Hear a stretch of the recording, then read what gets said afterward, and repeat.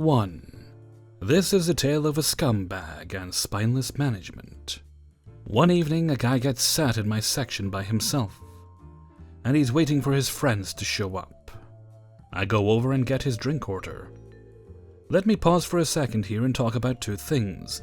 First, I myself am a guy. This is relevant. Second, there is a specific personality type this guy had. He wanted to shake my hand and introduce himself, and have me tell him my name. Then he started referring to everything as, "Hey, Crackus." When I was new to waiting tables, I may have thought that he was a nice guy that was maybe a bit forward with the introduction. But my years of serving beat that naivete out of me. These types of guys, 100% of the time, end up being assholes down the line. They will use your name constantly as some kind of power move. They will need something at every turn. They feel some kind of way about everything. They think they are so funny, and they will try to rope you in on every dumb joke. If they are out with their lady especially, they will constantly try to demean you. Sound familiar, folks? I have a certain sense about the volumetric measurement of these guys' endowment, but I digress. Sure enough, when his friends arrive, he gets up from the table and goes to greet them in the middle of the hallway, leading up from the door to the host stand with a big hug and loud cursing in shameless fashion. Guests and staff alike turn their heads at this. I shoot my manager a look, we make eye contact, and she just kind of rolls her eyes. I wish something would have been done about it. At any rate, they go back to the table and I let them browse the menus for a bit. I go over to see if they're ready to order, and they're not. But this dude wanted to ask me what I thought of everything. "What's your favorite dish? Would you get this or this?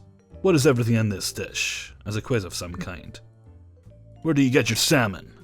He was jovial in the sense that he wasn't actually souring his facial expression or his voice. But as we know, that's how these guys play it. Still an asshole about everything. So the Inquisitor finishes his interrogation and I leave them to it. When I go back next, he was just getting done with some sort of argument with his friends and says to me, hold up, interrupting his friend. "Do you like redheads?" If we had a good rapport up until that point, I would have gladly obliged. I have previously, as a guest myself, looped in a server on something to the effect of, "Hey man, we need a tiebreaker for something here at the table. What do you think of?" It can be really fun, but I wasn't feeling this.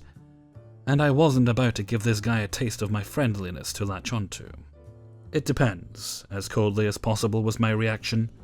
You could instantly see the charade with this guy end. He was clearly offended that I wasn't going to be his monkey. He goes, "Are you a pitcher or a catcher?" Dunno if it's an American euphemism only, but that's another way to ask, "Are you gay?"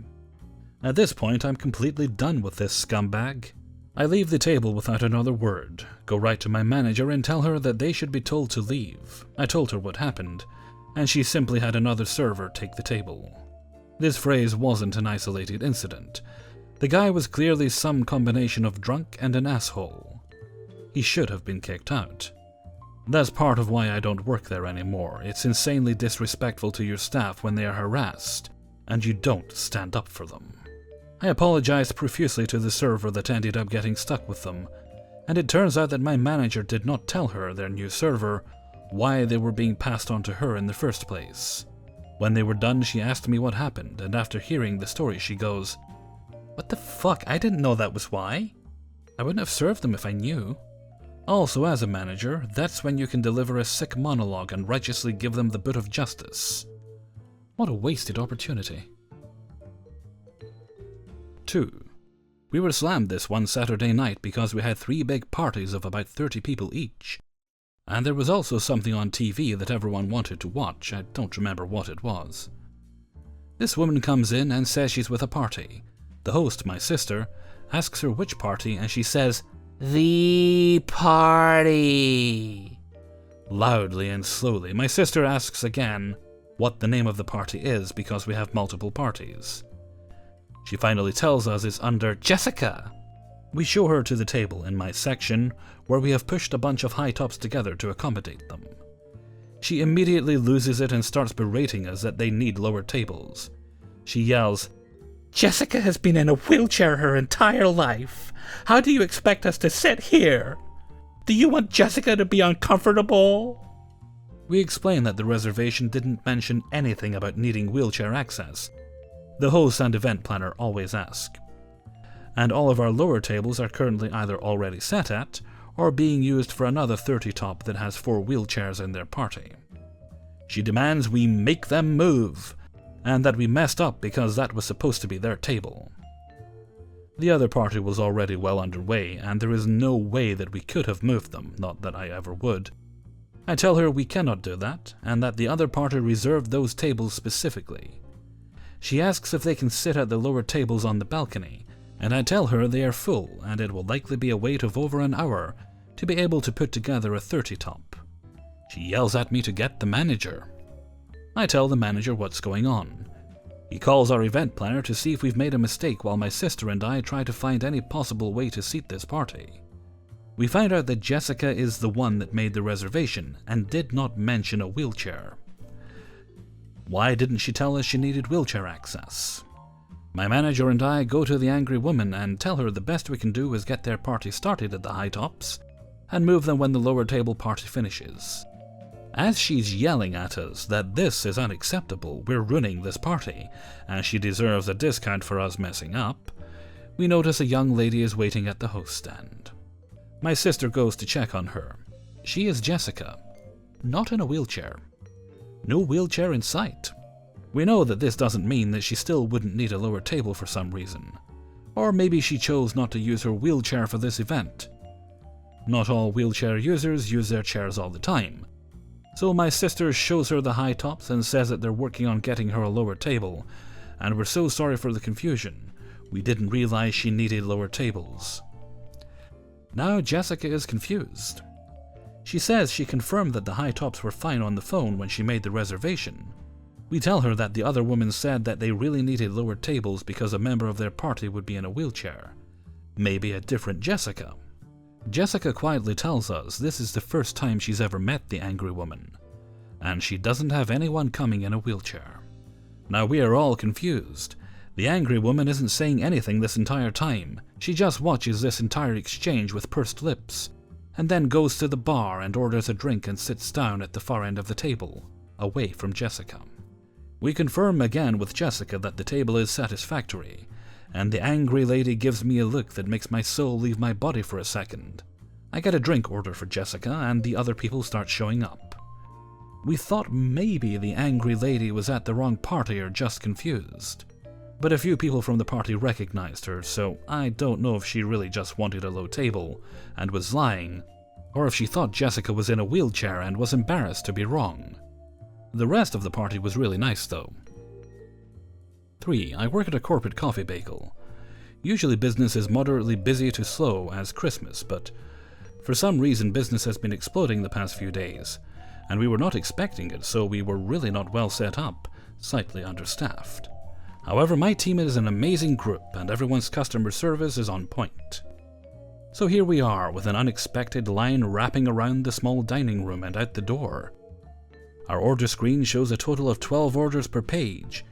We easily had about 20 screens worth of orders, 240 orders, in the span of less than 20 minutes. My line workers are working hard to get their orders out in a timely manner, but understandably a lot of guests end up having to wait, because we are a very small kitchen and, as I said, we are not used to having more than about 20 orders at one time, so this is very hectic for us. All our guests were understanding. "Oh, it's okay, we knew it would take a while since the line was so long. Take your time, it's fine." All of them except for Barry. Barry is a regular who comes in a few times a week and always gets the same thing: garlic bagel toasted and buttered and a large iced tea. He is an older gentleman who looks like Droopy Dog personified. Usually he's pretty nice, but not today.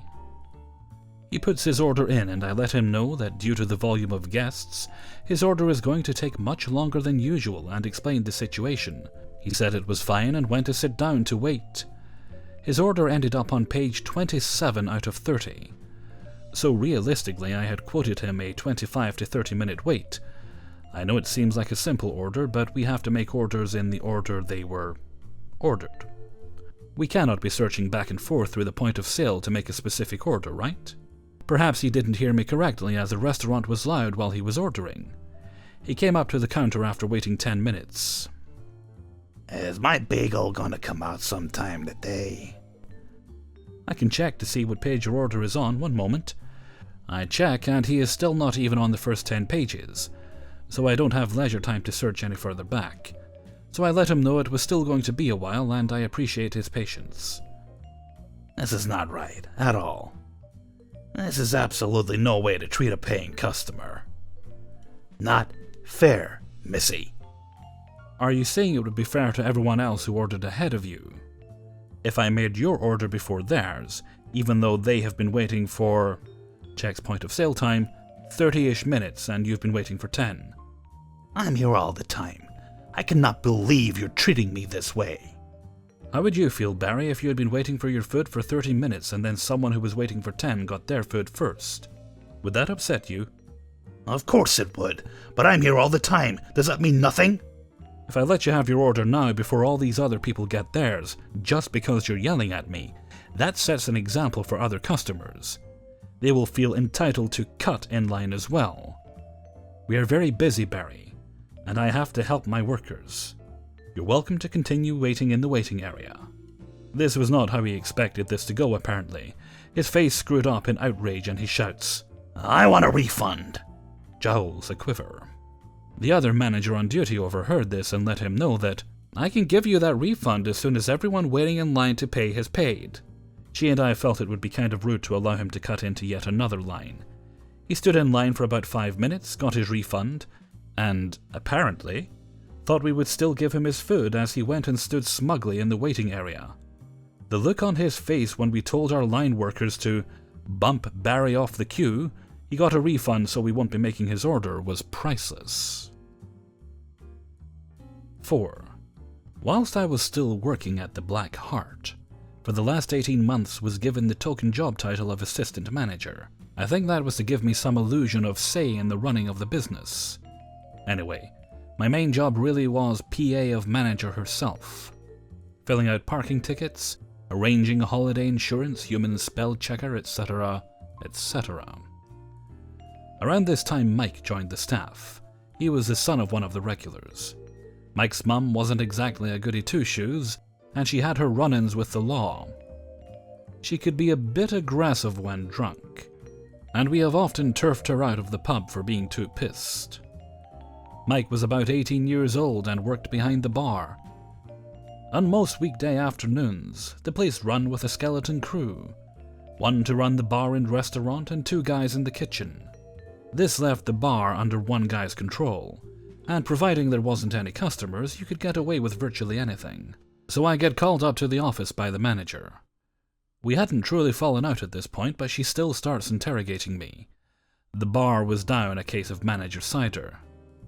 Check the CCTV, I said. Lo and behold, our friend Mike was seen leaving the cellar with a case of Magners, and taking them up to the bin area. A few minutes later, a car pulls up and takes it. The cheeky git has been smuggling out cases of cider and selling them on. He's getting sacked, manager replied, and so Mike was let go. Fast forward a few months, and the story told in Leave That Alone, I'm Trying to Make Money, happens. I'm barred from the pub, and the manager now needs to find someone else to replace me. Who does she pick? Mike, of course. He might be a thieving little shit, but so is the manager. But he's less likely to cause the place to get shut down like I threatened to do. Obviously, Mike has learned his lesson, and he keeps his job through my employment at the other pub I started working at. Let's call it the Poured and Savior, it saved me. I started working in IT about a year after leaving the Black Heart, found a cute girl, and she was a waitress at the White Hart, another pub with a similar name to the one I got barred from. So, about 2 years after my spectacular firing from the Black Heart, I'm sat in the White Hart, having a beer and checking out my pretty girlfriend polishing cutlery. In walks Mike's mum. Did you hear that manager shot herself in the foot? No, I replied, how? Mike got himself sacked. He was caught stealing steaks from the freezer and selling them cheap. No, I said. holding back my lack of surprise that a guy caught stealing would do it again. So, she's had to do a whole statement with the police, tell her side of the story and give evidence for when it goes to court. Only she was so pleased with herself, she took a picture of her on her phone and posted it to Facebook. Surely you can't do that, I replied. No, you can't. The whole statement is now inadmissible as evidence. The court's gonna throw the case out. At this point, I couldn't help but crease up laughing. Not because the little shit got away with it, but because the manager was too stupid and pleased with herself that she had the guy banged to rights. Until she didn't. 5. I'm working a 12-hour shift today. My patience is running thin, but I'm trying my best to be patient and kind to everyone coming in. A family came in and told me that it's their first time here. I see the stamp card with 4 or 5 stamps on it in their hand. So I know they're lying, but anyway. We told them that we offer samples of our milk teas and green teas only. We can't make a soda or smoothie sample and waste hella product just for one person. One of them says, well, if we don't like it, can we change it? And my co-worker, a fragile, people-pleasing young man who has trouble saying no, this is important, was at the register, but he turned to ask me. I told them that if they're concerned about that, they should order a milk tea or green tea so that they can try it first. But we can't do exchanges. You need to pay for a drink if you want it, and we can't exactly afford to do stuff like that for everyone. Of course, they ordered a passion-fruit Italian soda and 5 smoothies. Already a pain in our asses since we only have one blender, but I smiled and rung them up. They got 1 free drink due to our stamp card system. We whip them up and get busy with their orders. One of them comes up to my co-worker when I was in the back and informs him that she, in fact, disliked the drink and would like a strawberry smoothie. He tells her that he'll give it to her for free. What the fuck, Tommy? I came out and I make it and I'm like, who's this for? And he tells me it's for the family. I'm all, they got their free drink already, and he's like, you didn't like the passion fruit soda. Hell no. He literally begs me not to go and talk to them, and says we'll give it to them this once. I go up to them and say, hey guys, the rule still applies even if you didn't talk to me. I'm sorry you didn't like the soda, but you need to pay for this smoothie. She tells me to keep the fucking smoothie, and turns around and whispers to her family, and they walk out. The mom curses at me as they leave. The remaining customers, all regulars, shout out to you beautiful people, are like, what the fuck? And I tell them what happened. I explain how my co-worker has a hard time saying no, but I don't. They already got a free large, and they didn't take my advice about buying things you can try first. They flipped me off from outside and threw boba on the ground too, which was cute. I never get rude customers like this. Sucks that there were 2 in a row this weekend. They made a Yelp review claiming I looked racist and picked my nose. Yay. Here's the review word for word. Today was the first time coming with friends and family. There were 6 of us here, and I have never felt so uncomfortable and disgusted as I did today. I was told you can trade a drink you don't like. No, you weren't. We can only trade teas and sodas. A friend of mine didn't like her tea, it was a soda, and wanted to trade it in. We told the cashier and he was like, sure, you can trade. Then there was this waitress, told us we can't trade anymore after the drink was made. You would rather throw the drink away and not give it to us? I don't understand. Do you trade only to specific people? And change your mind after you give us an answer? The girl serving looked so racist and was picking her nose now and then. I felt so disgusted I could have my drink. I felt so disgusted I couldn't have my drink. I never heard of a place where you can't trade in something you don't like. We explained that it was our first time coming in, and we didn't know if we will like what we order. This is the first time I heard we can't trade something we don't like. Disgusting. This is my first and last time. Disgusting. Hey everybody, Hellfreezer here, and thank you very much for listening to Spinning Plates, number 16. And thank you very much to everybody who allowed me to use their stories in this video. Well, that's all the videos recorded. I'll have to make them now. When I'm done, I intend on having a very, very lazy weekend. I've got the rest of The Haunting of Hill House to watch. Well, I might have the rest of it, unless I've watched it before I get to Saturday. Then I'm sure I'll find something else. I'm hoping just for a weekend where I can relax and watch films and things, but that's what I always hope for. So we'll see what happens. Okay, and with that I'm going to head off for now. So until next time, thank you very much for listening, and take very good care of yourselves.